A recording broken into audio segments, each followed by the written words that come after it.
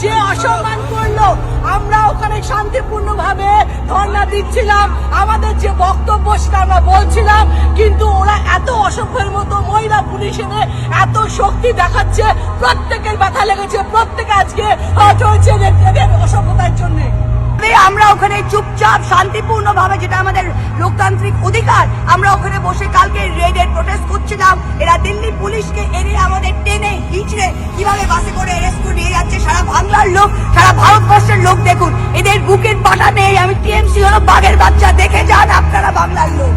মমতা বন্দ্যোপাধ্যায় বাঘিনী, মমতা বন্দ্যোপাধ্যায় অগ্নিকন্যা। তিনি দেখিয়ে দিয়েছেন বাংলার মানুষকে, ভারতবর্ষকে, যে তারা বিজেপি বারবার করে হেরে যাচ্ছে, বাংলায় যাচ্ছে। আজ তারা চুরির পথ নিয়েছে।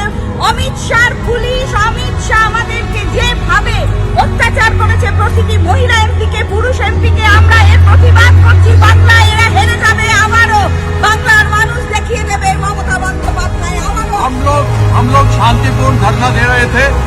ईडी जो चोरी करने आई थी और चोरी के अंदर वह हमारे जितने भी दस्तावेज हैं जो इलेक्शन से संबंधित हैं, उन सबों को चोरी करने के लिए आई थी। हम शांतिपूर्ण धरना दे रहे थे। ईडी ने, अमित शाह ने प्रयास किया चोरी करने का, और यही इसी को कहा जाता है उल्टा चोर कोतवाल को डांटे। और पुलिस ने शांतिपूर्ण धरने में हमारी जो लेडी, हमारी जो महिला सांसद थी, उनके साथ अभद्र व्यवहार किया, उनको जबरदस्ती उठाया गया। আমাদেরকে টেনে হিচড়ে গাড়িতে তোলা হয়েছে, প্রত্যেকের ব্যথা লেগেছে। তবে আমরা এটুকু বলতে চাই যে এইভাবে বিজেপি কোনোদিন বাংলায় আসতে পারবে না। এখানে যতই ইডি সিবিআই আসুক,